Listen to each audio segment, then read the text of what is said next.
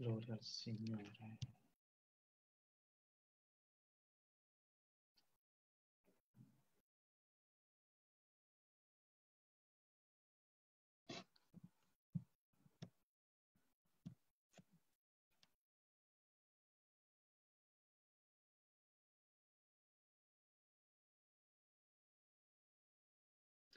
Gloria a Dio. Pace Emanuele e pace Marilena. Gloria a Dio. Vedo qualcun altro, ma ancora non capisco di chi si tratta, però saluto intanto, vi saluto indipendentemente dal fatto che io vi conosca già, vi riconosca già o meno. Pace mamma. Gloria al Signore. Alleluia. Signore, grazie. C'è ancora qualcun altro, ma non riesco ancora a capire chi è, però almeno non... Pace Antonio e tutta la famiglia. Ehi, Pace, allora salutami caramente tua mamma. Gloria a Dio. Pace Nello, pace del Signore a tutta la famiglia. Grazie Signore, gloria al tuo nome. Alleluia. Pace Mimmo, Signore ti benedica. Mentre aspettiamo che arrivino altri fratelli, vogliamo ascoltare un cantico. Pace Francesca, che piacere da così lontano. Dio ti benedica, saluta Gianni e tutta la famiglia. Pace Francesco e pace Gioiela e anche i ragazzi ovviamente. Gloria al Signore. La terra gioirà, la terra gioirà. Signore, gloria al tuo nome. C'è luce intorno. Pace del Signore Pietro, Dio ti benedica. Pace Oscar e pace anche ad Esther. Il male premerà. Signore, gloria al tuo Il nome. male premerà. Spirito del Signore, gloria al tuo nome. Alleluia. Grazie Padre. Grazie Signore. Pace Valentina e Gioacchino.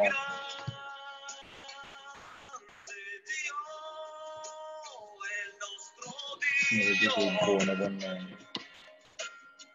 Pace a te. Abbiamo un gran piacere di vederti. Di vedere, io ho un gran piacere di vedere che stai qua, Pietro. Grazie Signore. Tu sei felice con noi. Signore, noi speriamo in te. Gloria al tuo nome, noi speriamo in te. Pace Riccardo, pace Ilaria, pace Paola. Signore, grazie. Tu sei fedele con noi, tu sei il fedele.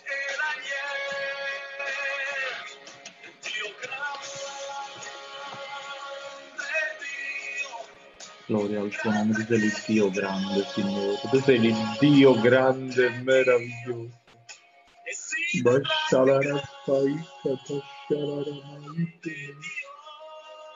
Gloria al Signore, alleluia.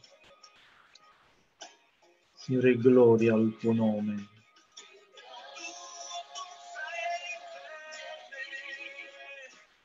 Grazie Padre. Mentre ascoltiamo ancora il cantico, pace del Signore, sorella Anna. Pace del Signore. Mentre aspettiamo che qualcun altro si possa ancora collegare, vi voglio invitare, fratelli, a pregare. Io come sempre, anche se non sempre lo dico, ma se avete bisogno di sostegno in preghiera per qualsiasi cosa, noi quello che facciamo è deporre i pesi ai piedi del Signore, null'altro.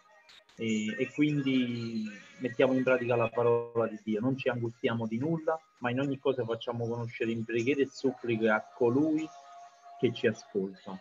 E come dice ancora il Salmo, l'ho detto diverse volte, dice: getta il tuo peso sul Signore ed egli ti sosterrà, e ti sosterrà insieme al tuo peso. Quindi Noi quello che facciamo è pregare il Signore affinché Dio possa cambiare le cose, quindi se avete bisogno di sostegno in preghiera noi facciamo questo, nel senso che avanziamo le nostre richieste direttamente al Signore. Pace Maria, pace Maria e pace a Ciro ovviamente. Vedo la richiesta per Gianfranco Picano, quindi la scrivo e vogliamo rivolgerci al Signore. Abbiamo, grazie a Dio, dico, mentre dico ancora qualcosa, vi faccio ancora ascoltare questo cantico. Abbiamo, grazie a Dio, ascoltato buone notizie riguardo, fratelli, al fatto che almeno si dice che le chiese possano riaprire, almeno negli ultimi giorni, si dice verso fine mese, non lo sappiamo solamente, sappiamo soltanto che il cielo sa tutte le cose. Ho detto già, forse sono ripetitivo in questo, ma io me lo ricordo a me stesso e lo ricordo spesso quando ragiono con qualcuno che, come dicevo ieri, Lamentazioni 3:37 dice: chi dice mai qualcosa che sia veri se il Signore non lo ha comandato? Quindi se il Signore non comanda, nulla accade, fratelli. Ma se il Signore comanda, però, se il Signore dice una parola, le cose avvengono. E quindi noi vogliamo pregare il Signore anche per questo. Gloria a Dio. Ora voglio dirvi di pregare quindi per Gianfranco Picano, ma per tutta la famiglia. E preghiamo anche per Pietro e per la sua casa, perché il Signore lo benedica e lo sostenga. Preghiamo per la sorella ancora Paola Schenardi con la sua casa, preghiamo per i suoi figli, per suo padre, preghiamo per la sorella Elvira, sappiamo, abbiamo avuto notizie, ci siamo scambiati un po' di messaggi, oggi preghiamo perché il Signore sostenga questa cara donna in questa difficoltà che sta attraversando. Il Signore è grande e può tutte le cose. Preghiamo ancora per il fratello Antonio Morra, che ha subito la perdita negli ultimi giorni di sua moglie. Vogliamo dire: Signore, sostieni i tuoi figli quando si trovano in difficoltà così grande. Preghiamo per Ester Cocchiarella, per Federico Paggiaro, per la sorella Alice, per la sua famiglia, ma ha chiesto preghiere. Preghiamo che Dio la sostenga veramente questa donna, per i nipoti di Elvira e per sua nipote in particolare, insieme a suo marito e le sue figlie. Preghiamo per l'amica di Piera, preghiamo per Roberta di Vedelaco, per Franco di Campobasso, lo stiamo portando davanti al Signore pur non conoscendolo, preghiamo per la famiglia Palumbo e di Donato, come sempre. Preghiamo ancora, fratelli, per la comunità del fratello Ironia che adesso è andato con il Signore. Preghiamo per Filippo, preghiamo per la famiglia Franceschinelli, per Alfio, per i bisogni di Enzo Coppola, questo fratello che ha bisogno di sostegno in preghiera, e per Rosaria della Ragione. Preghiamo, fratelli, per i perduti, preghiamo per i perduti e preghiamo perché Dio si usi di noi affinché possiamo raggiungere i perduti, dell'opera della Chiesa e di noi miseri strumenti. Preghiamo quindi per salvezze, per un risveglio e perché il Dio ci tenga fedeli. E infine, come se quasi fosse marginale, ricordiamoci di pregare perché questa epidemia possa indietreggiare. Pace del Signore, sorella Vincenza. Perché perché questa epidemia possa indietreggiare, e preghiamo per la predicazione della parola. Gloria al Signore, alleluia. Signore, noi ti vogliamo dire grazie, grazie Signore, perché siamo sempre qua, siamo ancora qua, e significa che tu ci hai tenuti fedeli un altro giorno. Noi ti siamo grati, Signore, per la tua grandezza, per l'opera che tu hai compiuto nella nostra vita e nella nostra casa. Signore, ti siamo grati perché un altro giorno è passato e stiamo ancora cercando le tue cose insieme. Ora questa sera, Signore, noi ti preghiamo per la famiglia Picano e per Gianfranco in particolare. Ti chiediamo di sostenere questo ragazzo e non solo a lui ma a tutta la sua casa. Ti preghiamo, Signore, ancora per la sorella Elvira. Signore, ti preghiamo, sostienila, visto quello che è accaduto, Signore, voglia tu benedirla e tenerla in piedi spiritualmente e fisicamente. Benedici lei e suo marito. Ti preghiamo ancora, Signore, non solo per lei, ma anche per Paola Schenardi e per tutta la sua casa, Signore, per i suoi figli e per suo padre. Signore, manifestati ancora, ma non solo nella sua casa, in tutta la sua famiglia allargata, Signore, benedici anche i suoi parenti. Ti raccomandiamo, Signore, ancora i nipoti di Elvira, la nipote in particolare con suo marito e le sue bambine. Signore, manifestati anche in questa casa.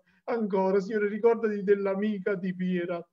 Benedicila abbondantemente. Ricordati, Signore, di Antonio Morra e di tutta la sua famiglia. Ricordati, Signore, ancora della famiglia Palumbo e di Donato. Benedici questa casa con i loro figli. Signore, ricordati di Alfio, della famiglia Franceschinelli. Ricordati, Signore, di Enzo Coppola. Ricordati della sorella della ragione. Ricordati dei perduti, perché noi ce ne scordiamo, perché noi non abbiamo nessuno a cuore quanto tu hai a cuore le anime di ognuno. Signore, fa che noi possiamo essere strumenti, fa che noi possiamo andare alla ricerca di coloro che sono perduti, prima che tu ritorni. Signore, facci vedere un risveglio potente nella tua Chiesa e in noi principalmente. Ti preghiamo ancora, Signore, per tutte le richieste che dimentichiamo, per il proprietario del nostro locale e tutta la sua famiglia. Signore, manifestati, ricordati di Franco di Campobasso,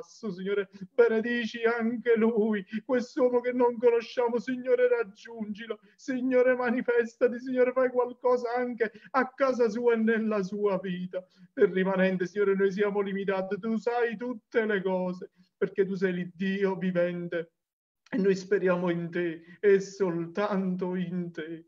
Ti preghiamo, Signore, ora benedicici con la predicazione della tua parola. Te ne preghiamo nel nome di Gesù, il tuo figliuolo, benedetto in eterno. Gloria al Signore, alleluia, gloria a Dio. Grazie Padre, pace del Signore a Maria, pace a Luisa e pace a Rita. Dio vi benedica. Saluto, pace anche a te, fratello Giovanni. Dio vi benedica e vi sostenga. E grazie per esserci. Gloria a Dio, fratelli. Voglio questa sera leggere qualche verso in 2 capitoli. Pace, fratello Francesco. Dio ti benedica. Qualche verso che deriva da 2 capitoli in particolare dal libro dei Vangeli. Pace anche a te, sorella Giacomo. Dal Vangelo di Marco. Dal capitolo 13 voglio leggere praticamente il capitolo che ieri sera abbiamo letto e che di fatti non è soltanto la parafrasi, diciamo, del capitolo che abbiamo letto anche ieri sera, perché ieri sera abbiamo letto Matteo 24 parlando dei tempi della fine. Poi nel concludere, se vi ricordate, per chi c'era, abbiamo parlato che proprio questo discorso dei tempi della fine sarebbe stato, con l'aiuto di Dio e dello Spirito Santo, il trampolino di lancio per capire cosa Gesù alla fine, come Gesù alla fine conclude il discorso sui tempi della fine. E allora, mentre ci accingiamo a leggere il capitolo 13, in particolare solamente i versi 36 e 37, 35, 36 e 37, e leggo solo questi versi per farvi vedere, farvi notare, fratelli, come Gesù conclude il discorso dei tempi della fine. I tempi della fine sono trattati, fratelli, nel Vangelo di Matteo al capitolo 24, nel Vangelo di Marco al capitolo 13, nel Vangelo di Luca al capitolo 21. Stando a questo, sia qua che nel capitolo 21 abbiamo letto delle avvisaglie e dei termini che Cristo usa nel capitolo 24 di Matteo. Qua ci sono dei termini particolari, che sono i termini anche con cui abbiamo concluso proprio ieri sera. E allora, andando a leggere il verso 35 del capitolo 13, dice: vegliate dunque, perché non sapete quando viene il padrone di casa, se a sera o a mezzanotte o al cantar del gallo o la mattina, perché venendo all'improvviso non vi trovi addormentati. E quel che dico a voi lo dico a tutti: vegliate. Così conclude Gesù il discorso nel Vangelo di Marco sui tempi della fine, e voglio leggere però insieme a voi anche qualche altra cosa che non riguarda i tempi della fine, ma il capitolo immediatamente successivo, quello che succede nel Getsemani. Nel Getsemani succede questo, capitolo 14 di Marco, dal verso 32, dice: poi giunsero in un podere detto Getsemani, ed egli disse ai suoi discepoli: sedete qui finché io abbia pregato. Gesù prese con sé Pietro, Giacomo, Giovanni e cominciò a essere spaventato ed angosciato, e disse loro: l'anima mia è oppressa da tristezza mortale, rimanete qui e vegliate. Andate un po' più avanti, si gettò a terra e pregava che, se fosse possibile, quell'ora passasse oltre da lui. Diceva: Abbà, Padre, ogni cosa ti è possibile, allontana da me questo calice, però non quello che io voglio, ma quello che tu vuoi. Poi venne, li trovò che dormivano e disse a Pietro: Simone, dormi? Non sei stato capace di vegliare un'ora sola? Vegliate e pregate per non cadere in tentazioni. Lo spirito è pronto, ma la carne è debole. Di nuovo andò e pregò dicendo le medesime parole, e tornato di nuovo li trovò che dormivano, perché gli occhi loro erano appesantiti e non sapevano che rispondere. Venne la terza volta e disse loro: dormite pure ormai e riposatevi, basta, l'ora è venuta, ecco, il figlio dell'uomo è consegnato nelle mani dei peccatori. Alzatevi, andiamo, ecco, colui che mi tradisce è vicino. In quell'istante, mentre Gesù parlava ancora, arrivò Giuda. Ho letto fino al verso 43 del Vangelo di Marco, al capitolo 14. È una espressione, quella che Gesù dice, quella che Gesù usa, abbastanza specifica, fratelli, abbastanza specifica. Alla fine, alla conclusione dei fatti che dovranno riguardare il futuro, Gesù dice, siccome sa bene che noi non possiamo prevenirli e non possiamo assolutamente intenderli con un atteggiamento carnale, ma ci vuole un approccio spirituale, Gesù dice: vegliate, vegliate. Ora è proprio questo termine che Gesù usa sia nei tempi della fine, quando si conclude questo capitolo, dice vegliate, e poi è la stessa cosa che in un certo senso Gesù chiede ai discepoli nel capitolo successivo, quando si trova nel giardino del Getsemani. Allora cosa succede? Questo termine che dice vegliate, fondamentalmente, fratelli, nel vocabolario italiano, vegliare vuol dire semplicemente restare svegli durante le ore notturne, o meglio, in quelle ore in cui fondamentalmente e per logica si dovrebbe dormire. Quello è il termine vegliare. Poche volte Gesù ha usato questo termine, ha usato questa espressione, e lo ha spesso, fratelli, accomunato con il verbo pregare, vegliare, pregare. Cioè praticamente ha accomunato il termine vegliare, cioè stare svegli in un momento in cui si dovrebbe dormire, pregando, cioè nel momento in cui è maggiore il sonno, dice in particolare vegliate pregando. Ora, se noi prendiamo ancora la lettera ai Tessalonicesi, che ieri abbiamo preso nella seconda lettera però, al capitolo 2, stasera prendiamo il capitolo, la prima lettera al capitolo 5, che dopo che ha parlato, guardate fratelli, come ritornano le cose, dopo che ha parlato dei tempi della fine, sono versi molto conosciuti dai cristiani. Quando comincia dal capitolo 4 della prima lettera ai Tessalonicesi, Paolo dice: perché il Signore stesso con un ordine, con voce d'arcangelo, con la tromba di Dio scenderà dal cielo. Sta parlando delle cose che avverranno in futuro. Però poi dice, al capitolo 5, quando inizia, dice: però fratelli, quando ai tempi e ai momenti non avete bisogno che io ve ne scriva, perché voi stessi sapete molto bene che il giorno del Signore verrà come viene un ladro nella notte. Cioè sta dicendo le stesse cose che vengono dette nei Vangeli. E quando udrete, o quando diranno pace e sicurezza, allora una rovina improvvisa verrà loro addosso. Ma voi, fratelli, non siete nelle tenebre così che quel giorno abbia a sorprendervi come un ladro, perché voi tutti siete figli della luce e figli del giorno. Noi non siamo della notte né delle tenebre. E perciò dice: non dormiamo dunque come gli altri, ma vegliamo e siamo sobri, poiché quelli che dormono, dormono di notte. Ora, fratelli, questa è un'altra espressione che rispetto ai tempi della fine, guardate come c'è una comunanza nei Vangeli.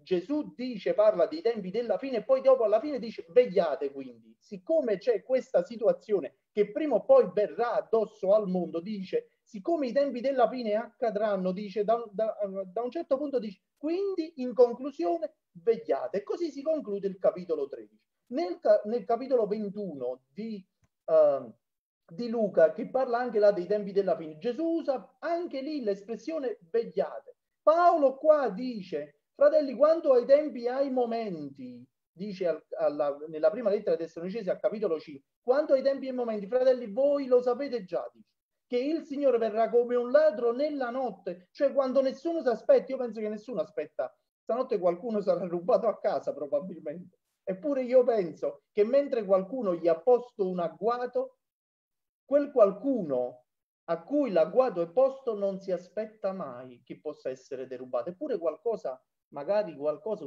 succederà, no, a qualcuno questa notte. E Gesù dice proprio così. E siccome dice i tempi della fine si verificheranno, dall'altra parte l'unica cosa che dovete fare, fratelli, è vegliare. Vedete come Dio usa con noi sempre gli stessi termini. Ora, la parabola, non arriva ancora al culmine del discorso, la parabola delle 10 vergini, fratelli, è un altro sintomo, è un altro esempio dell'addormentamento che si verificherà sicuramente. Chissà quante volte avrete ascoltato questa parabola, l'avete sentita predicare, e si dice che la Chiesa probabilmente si addormenterà, ma in pratica là sta dicendo proprio che tra quelli che aspettavano lo sposo, tra quelli che lo attendevano, ad un certo punto ci furono 5 che, siccome non avevano l'olio nella lampada, a un certo punto dice che si addormentarono anche quelle, quindi fecero l'opposto del vegliare, cioè quando si doveva dormire, dormivano. Allora voi mi direte: fratello, ma cosa ci vuoi dire, che non dobbiamo dormire? No, fratelli, vi voglio dire questo, che questi sono tempi bui, e se non lo fossero per gli altri, a volte si verificano per noi, si verificano i tempi bui, a volte noi ci sentiamo giustificati dal fatto che i tempi sono bui. Secondo una logica puramente umana, noi riteniamo che abbiamo il diritto di dormire. Siccome si sono addormentati gli altri, anche noi, siccome gli altri ci danno delle giustificazioni, degli argomenti, o meglio, molto spesso, fratelli, noi ci appoggiamo sugli altri perché riteniamo che gli altri possono essere, perdonatemi, lo dico intendendo e sapendo bene, che comprendete quello che voglio dire, che gli altri possono essere lo zerbino su cui noi possiamo salire, o meglio, ci possiamo sentire un po' più elevati per il fatto che noi non siamo come gli altri, noi non siamo come quello che ha dato una cattiva testimonianza, come noi non siamo come quelli che hanno fatto quel grave errore: ah no, io sono meglio. Ce ne sono tanti di esempi nella parola del Signore. Ci fu Ruben un giorno che, volendo usare un salvacondotto, facendo vedere che voleva salvare Giuseppe, ma voleva andare anche d'accordo con i fratelli, cercò una via di mezzo, ma le vie di mezzo, fratelli, non esistono davanti a Dio. Ma ora, rispetto a tutto questo, alla parabola delle 10 vergini, ai tempi della fine, che ci viene sempre rappresentato, fratelli, se notate dai passi che vi ho letto, da Marco 13, da Luca 21, da Prima Tessalonicesi, dalla parabola delle 10 vergini di Matteo 25, quando vengono rappresentati i tempi della fine, purtroppo, ai miei fratelli, c'è sempre rappresentato di vicino e di converso una parte di Chiesa che dorme, cioè qualcuno che non sta vegliando. E siccome quel qualcuno che non sta vegliando è convinto, fratelli, e questo è il problema, che è convinto di essere sveglio, è convinto di essere sveglio, perché quelle 5 vergini erano convinte di essere sveglie abbastanza e di poter arrivare fino alla fine, alla mezzanotte, fino a che lo sposo non si sarebbe presentato.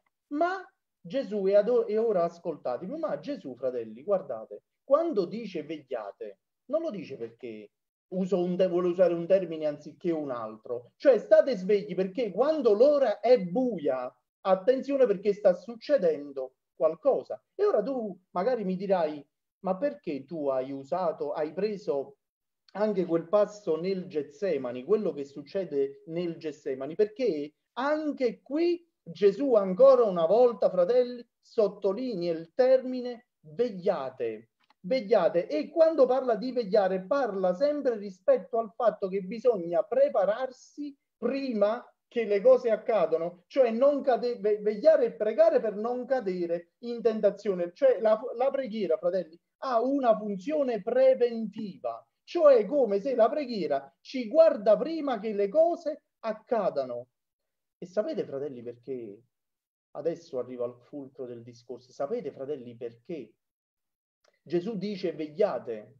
Perché guardate cosa succede nel Getsemani, fratelli. Nel Getsemani c'è Gesù che chiede ai suoi discepoli, a coloro che ha cresciuto spiritualmente per 3 anni e che ha fatto vedere i miracoli, gli insegnamenti, ha fatto vedere tutto quello di cui Dio è potente e capace e che riesce a fare, una risurrezione dai morti, miracoli di ogni genere, anzi non solo una risurrezione, più di qualche risurrezione dai morti, miracoli di ogni genere. E siccome il Signore sa che nonostante questo la Chiesa rischia di addormentarsi, dice vegliate. Pensate, fratelli, e questo lo voglio sottolineare, pensate che mentre Gesù dice alla sua Chiesa di vegliare, di questi 12 fratelli, uno solo era sveglio. Uno solo era sveglio. E purtroppo non era nessuno dei discepoli. Di quei 12 fratelli non ce n'era uno sveglio, ma ce n'era uno che era sveglio e che purtroppo era meglio che dormiva. E voglio dirvi, penso che probabilmente voi già mi avete afferrato su quello che vi voglio dire. Gesù chiede ai discepoli e alla Chiesa di vegliare, perché quello è il momento più buio, uno dei momenti più oscuri della storia. Stanno nel Getsemani e Gesù sta per essere arrestato e dice: questo è il momento di pregare, perché questo è un momento cruciale e questo è il momento in cui bisogna vegliare nonostante il notte, perché c'è qualcuno che è sveglio. E Gesù sapeva che era Giuda che era sveglio, perché Giuda era sveglio in quel momento, fratelli. Era l'unico sveglio. E vi voglio dire, fratelli, questo è clamoroso, è paradossale se noi ci addormentiamo nei tempi della fine, sapendo cosa Gesù ci ha detto che accadrà, e mentre noi ci addormentiamo chi ci vuole male è sveglio. Spero che voi mi stiate afferrando in quello che io vi voglio dire. Quel qualcuno purtroppo era l'unico che non doveva essere sveglio, fratelli, ma era sveglio. E vi voglio dire che se quell'uomo era sveglio, sapete perché era sveglio? Ve lo dico subito, fratelli, ve lo leggo nel Vangelo di Luca, al capitolo 22, guardate chi lo teneva sveglio. Quando si parla dell'arresto di Gesù, Luca capitolo 22 dice al verso 3: ora Satana entrò in Giuda, chiamato Iscariota, che era nel numero dei 12. Egli andò a conferire con i capi dei sacerdoti e i capitani sul modo di consegnarlo nelle loro mani. Fratelli, chi lo teneva sveglio era il nemico delle anime nostre ed era l'unico nel Getsemani che era sveglio. Tutti quanti gli altri si addormentarono, fratelli. E questo è grave. È grave, fratelli, se noi consideriamo che questa è un'immagine che Dio ci dà, una sfaccettatura dal Vangelo che emerge e che Dio ci dà, dove voi vedete la Chiesa a cui Dio dice vegliate, mentre invece si è addormentato, e l'unico che invece è sveglio è Giuda, fratelli. Giuda è sveglio perché c'è qualcuno che lo tiene sveglio, ed è Satana, dice Luca 22,3, che entrò in lui, lo fece svegliare, lo tenne sveglio e gli disse: vai a fare quello che devi fare. Lo usò. Ora vi voglio dire, fratelli, rispetto a tutto questo, e questo è quello intorno a cui voglio trattenervi questa sera su questo argomento, perché il nostro Dio, fratelli, noi lo diciamo e lo diciamo bene, che egli non dorme e non sonnecchia, che egli non si addormenta su niente, ed è proprio per questo, siccome egli conosce il futuro, è proprio per questo che lui sa che Giuda è sveglio mentre noi dormiamo, cioè che un agguato potrebbe esserci posto, e lui ci dice siate sobri e vegliate, vegliate. Perché, fratelli? Perché noi riteniamo molto spesso di essere padroni del tempo, delle situazioni e delle circostanze, e crediamo di poter prendere sotto gamba qualsiasi argomento spirituale ci riguarda, ma Dio dice in questo momento nel Getsemani, dice vegliate, perché sapeva che Giuda era sveglio, che stava per succedere qualcosa, e lui lo sapeva. E siccome anche quelli erano i tempi della fine, erano tempi della fine del ministero di Cristo, lui sapeva che Giuda era sveglio e che qualcuno l'avrebbe tenuto sveglio. E come qualcuno tiene sveglio qualcuno che ci può porre un agguato, o il nemico delle anime nostre che è sveglio, Dio sta cercando di tenere svegli noi, fratelli. Vedete come nel Getsemani si sviluppa l'immagine della Chiesa e l'immagine di colui che fa un agguato alla Chiesa. E allora dici, cosa vuoi dirci questa sera? Voglio dirvi questo, che Gesù, fratelli, dopo che li ha avvertiti, quello che aveva detto è accaduto. Ora, rispetto a quello che è accaduto nel Getsemani, fratelli, noi vediamo che tutto sommato il prezzo lo ha pagato Cristo per noi. Il prezzo di tutto quello è stato pagato da Gesù Cristo il Signore. Ma noi, fratelli, siamo stati avvertiti riguardo ai tempi della fine, e colui che ha pagato il prezzo, dice la lettera agli Ebrei, ha pagato il prezzo una volta e per sempre. Ora tocca a noi stare svegli. Perché? Perché se noi stiamo svegli, se noi dormiamo, fratelli, c'è qualcuno che è sveglio ed è veramente sveglio. Ho fatto degli esempi a volte, fratelli, che emergono dalla parola di Dio. Se voi pensate all'agguato che gli viene posto a Davide, probabilmente quella sera a mezzanotte, quando pensò di andare a farsi quella passeggiata sul suo terrazzo, se sapeva quello a cui sarebbe andato incontro, non sarebbe mai andato a farsi quella passeggiata. Avrebbe scelto forse di leggersi un passo biblico, di cercare il Signore con tutto il suo cuore, nonostante quello era il tempo delle guerre e lui se ne stava a casa. Fratelli, è detto nella parola di Dio al capitolo 8, se ricordo bene, del libro dell'Ecclesiaste, dice che in tempo di guerra non c'è congedo. Perché? Perché il nemico, la guerra, non smette di farcela, e soprattutto non smette di farcelo quando è notte. In quel giardino, fratelli, Gesù gli disse ancora una volta vegliate, e quando tornò e sapeva che Giuda era sveglio ed era l'unico sveglio, lo sapeva bene, gli disse a Simone, a colui che aveva delle responsabilità più che gli altri, gli disse: Simone, ma che fai? Dormi? Ma come, io ti ho detto di vegliare e tu dormi? E come, non sei riuscito nemmeno a vegliare una sola ora insieme a me? Non sei riusciti a stare svegli solo perché si sono addormentati tutti gli altri. Tu ritieni di essere giustificato, fratello, giustificata, sorella, del fatto che dormono tutti, e la logica ti impone e ti chiede che l'ora, siccome è ora tarda ed è notte, tu puoi dormire? No, Gesù gli disse a Pietro: che fai? Dormi? Io ti ho chiesto di vegliare perché c'è qualcuno che sta vegliando per tenderti un agguato. E ora voglio dirti questo stasera: se Gesù venisse da te o venisse da me, ti potrebbe dire che stai vegliando o che stai dormendo.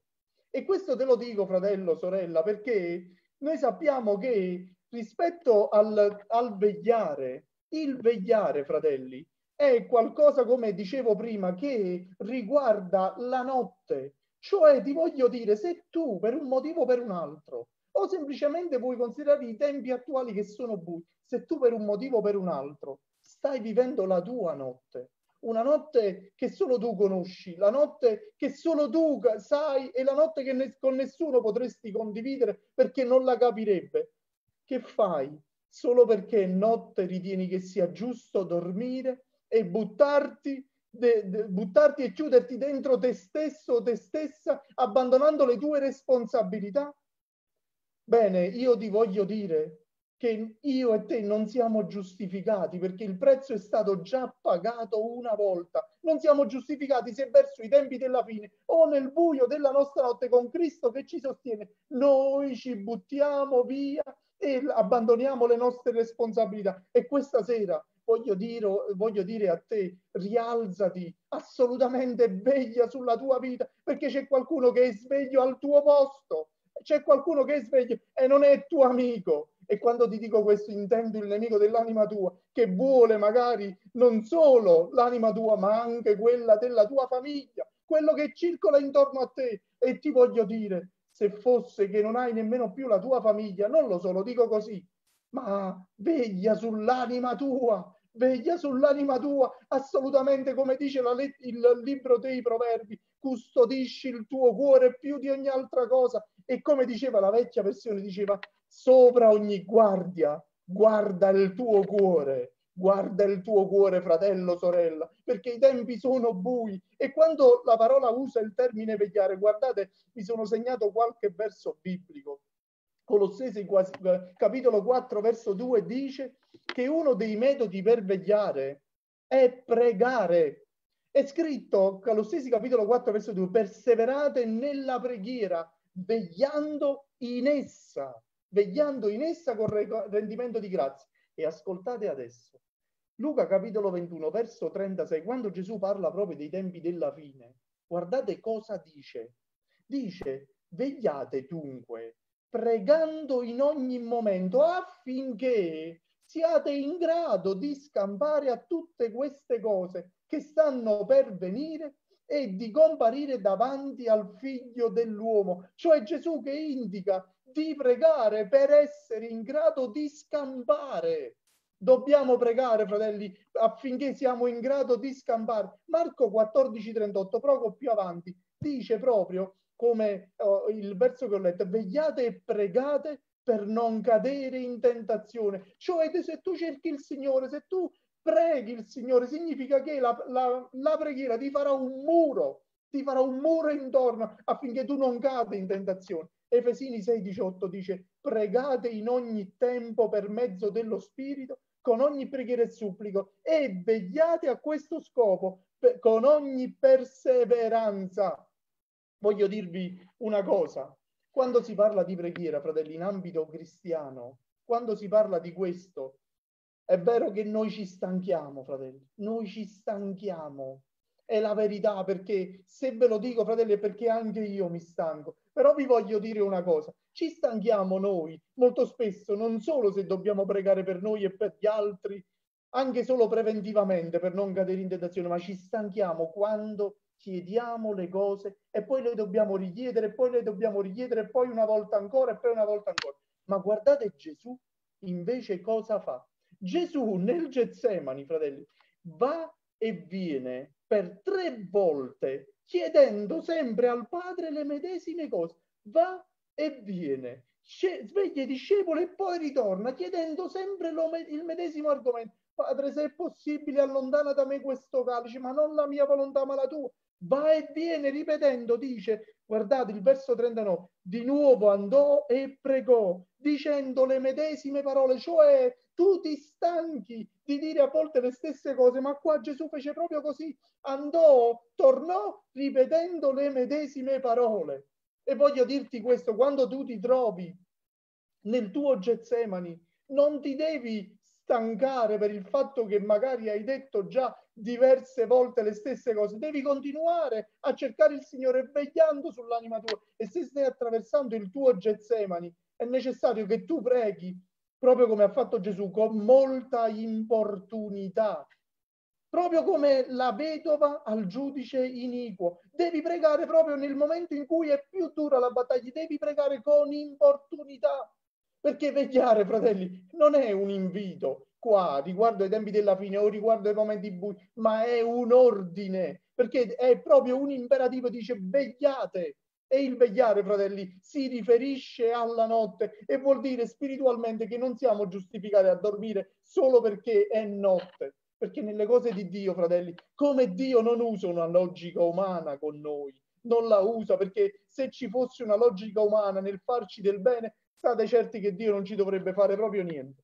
Ma siccome invece Dio non usa la logica umana, ma usa una logica divina e d'amore con noi, anche per noi non ci deve essere una logica umana nel chiedere le cose e magari ripeterle, prenderle e tornare e poi ritornare ancora.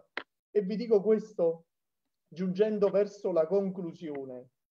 Quella notte, qualcuno era sveglio e la Chiesa dormiva. E l'unico che era sveglio era l'unico che era meglio, che dormiva e dormiva per sempre, affinché quello che doveva accadere non sarebbe accaduto. Sappiamo che poi era il piano di Dio, ma quello è un quadro di quella che è la verità, perché Gesù, sapendo che quel qualcuno era sveglio, perché qualcuno era entrato in lui e che lo agitava, disse allo stesso modo, mentre quel qualcuno agitava, abbiamo letto in Luca 22,3, che Satana entrò in lui. Lui cercava di scuotere la sua chiesa. Pietro, veglia, Pietro, stai sveglio. E quando lo trovò addormentato gli disse, Pietro, ma che fai? Dormi.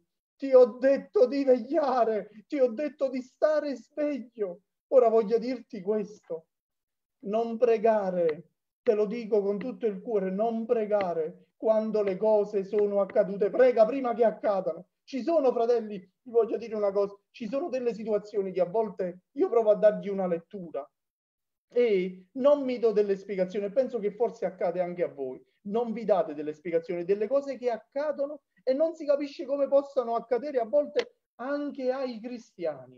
E allora tu provi a dare una spiegazione, ma noi non siamo medici, noi non siamo psicologi, solo il Signore sa perché accadono delle cose, no? Allora quando accadono, poi dopo magari ti chiedi, ti fai delle domande, ma poi a volte nella Bibbia trovi delle risposte. E io voglio dire questo, Gesù praticamente ci sta dicendo di vegliare per evitare che le cose accadano e quindi di pregare preventivamente, di modo che noi possiamo essere continuamente nella mano di Dio e rimanerci fino alla fine dei nostri giorni. E non soltanto questo, fratelli. Oltre questo vi dico, è necessario che noi non preghiamo dopo il Getsemani, ma prima del Getsemani, perché dopo il Getsemani c'è stato il pianto. Dopo il Getsemani c'è stato il pianto per la dipartita, il pianto per quello che era accaduto, il pianto perché non avevano vegliato. E forse, io dico, probabilmente, chissà quante volte Pietro dopo si sarà rammaricato e si sarà pentito non solo di aver tradito Gesù,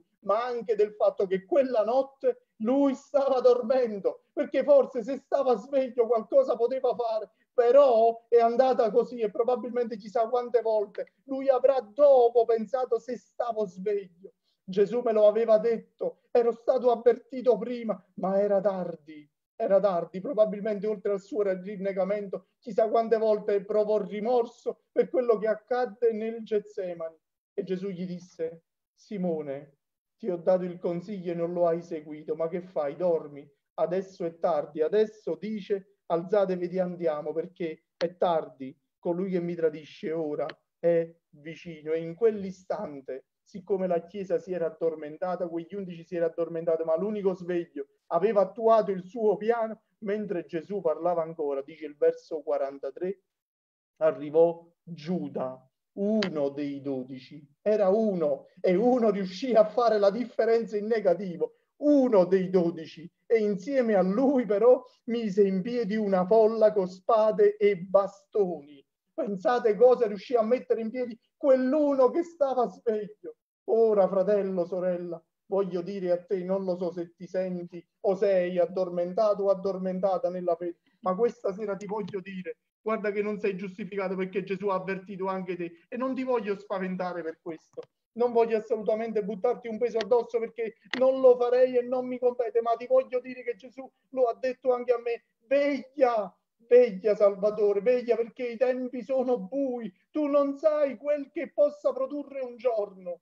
Però quello che ti voglio dire è che se tu ogni giorno lo metti nella mano del Signore e non solo questo, ma vegli cercando il Signore, tu puoi assolutamente fare la differenza anche se tu sei uno, perché quell'unico che è stato sveglio quella notte, purtroppo, ahimè, fratelli, ha fatto la differenza in negativo, mentre la Chiesa dormiva e Gesù sapeva quello che stava per accadere. Fratelli, voglio dire, i tempi sono particolari. Non sappiamo né il giorno né l'ora, non sappiamo quando il figlio dell'uomo verrà, però sappiamo che verrà a sorpresa, questo è sicuro. Nessuno può stabilire, nessuno lo saprà mai, perché solo il Padre è detto che lo sa. Però è necessario che noi vegliamo e che siamo svegli spiritualmente, perché c'è qualcuno che è sveglio durante la notte e che prova a far sabotare il piano di Dio per la sua Chiesa, per la sua sposa, per i suoi figli. Ma tu sei chiamato e chiamata a vegliare. E spero che questa sera tu ti possa portare questo pensiero dentro al cuore per meditare ciò che c'è da fare per la tua vita, ciò che c'è da fare per la tua famiglia, ciò che c'è da fare per il tuo presente e il tuo futuro, e che se ti sei addormentato o addormentata come non eri quindi prima e che ora ti è giunto il sonno spirituale, ti prego questa sera che Gesù non venga e dica a te, magari chiunque tu sia, ma che fai? Dormi? Come dormi? Io ti avevo detto di vegliare. E allora vogliamo dire, Signore, ti preghiamo questa sera, ti preghiamo, fa che noi non possiamo dormire, non possiamo stare svegli affinché ci accorgiamo e comprendiamo che quell'unico che è stato sveglio purtroppo ha fatto la differenza in negativo. Ora tocca a noi, fratelli, tocca a noi. Questo è il nostro tempo, è il tempo della grazia, ma è il tempo in cui bisogna stare svegli. Vogliamo dire, Signore, risvegliaci, perché noi preghiamo per un risveglio, ma ti preghiamo ancora, se non è sufficiente il tuo grido al nostro cuore, risvegliaci ancora, risveglia il nostro cuore con la tua parola, risvegliaci perché abbiamo bisogno di non dormire più. Te ne preghiamo, Signore, risveglia noi, non gli altri, risveglia noi. Alleluia, gloria al Signore. Signore, gloria al tuo nome. Signore, noi ti vogliamo dire grazie. Ti vogliamo dire grazie per la grandezza delle tue cose, per l'opera che tu compi in noi. Ti ringraziamo per come ci hai fatto vedere questo scenario stasera, come rispetto ai tempi della fine, Signore, tu ci hai detto che bisogna assolutamente stare in guardia, perché quell'unico che è stato sveglio è stato sufficiente per far sabotare il piano che tu avevi, ma poi è andato avanti per la grandezza della tua gloria, per la grandezza che tu hai per l'umanità, ma ora raccomandi noi. Signore, ti preghiamo, quell'uno che doveva stare sveglio è stato sveglio, ora dobbiamo stare svegli noi. Ti preghiamo, Signore, se siamo noi a dormire, risvegliaci. Ti preghiamo, fallo. Te ne preghiamo con tutto il cuore, Signore, abbiamo bisogno di te. Scuoti il nostro cuore. Scuotilo, Signore, scuotilo con la tua parola, scuotilo con la potenza dello Spirito tuo. Vienici incontro se ci siamo addormentati, intorpiditi nella nostra pigrizia, ma che possiamo essere svegli non perché qualcuno ce lo dice, ma perché tu ci hai dato questo imperativo, questo ordine, questo comando. Ti preghiamo, Signore, anche se è notte nella nostra vita, anche se si è fatto buio, per qualsiasi motivo sia calata la notte nella nostra vita, fa che da questa sera possiamo di nuovo vegliare e non possiamo giustificarci perché vediamo gli altri, perché vediamo i nostri fratelli vicini, quelli che magari riteniamo che si sono addormentati più di noi, ma possiamo guardare noi stessi. Te ne preghiamo, Signore, aiutaci, ascoltaci, Signore, abbi pietà di noi. E grazie perché stasera ci hai dato una parola ancora per scuotere le nostre vite e noi per ogni richiesta veniamo a te nel nome unico che ci hai dato, quello di Cristo Gesù il Signore, il Figlio tuo, benedetto in eterno. Gloria al Signore. Alleluia. Gloria a Dio. Alleluia. Fratelli, teniamoci stretti la parola di Dio. Teniamocela stretta, fratelli, quando Dio avverte, egli sa perché. Egli sapeva quello che stava succedendo quella notte e sapeva che qualcuno era sveglio. Ora questa parola giunge a noi e vogliamo dire, Signore, tienici svegli, perché se la parola giunge a noi oggi è perché tu sai quello che può accadere o magari sta per accadere. Vogliamo dire, Signore, noi vogliamo rimanere vicino a te, vogliamo pregare quando tu ci dici di vegliare, vogliamo cercare la tua faccia, vogliamo assolutamente non giustificarci specchiandoci negli altri, perché gli altri dormono come in quel giardino del Getsemani, ma vogliamo assolutamente vegliare e rimanere svegli perché ce lo hai detto tu. Gloria a Dio. Alleluia. Vogliamo chiedere al Signore, fratelli, di assolutamente rimanere fermi nella fede in tempi così complicati. Ora vi saluto caramente nell'amore del Signore. Se Dio vuole, vogliamo incontrarci ancora domani sera alle 19:30, sempre se Gesù non torna prima, perché Gesù ritorna, e vogliamo assolutamente tenerci stretta la parola di Dio per poterla vivere e non solo ascoltare o predicare come nel mio caso. E vi saluto caramente, vi ricordo come sempre che vi voglio bene e aggiungo, anzi sono io che mi aggiungo, che c'è bisogno che vi ricordiate che Gesù ritorna. Dimenticatevi che io vi voglio bene, l'importante è che vi ricordate che Gesù ritorna. Maran Atah. Dio ci benedica, fratelli, pace del Signore.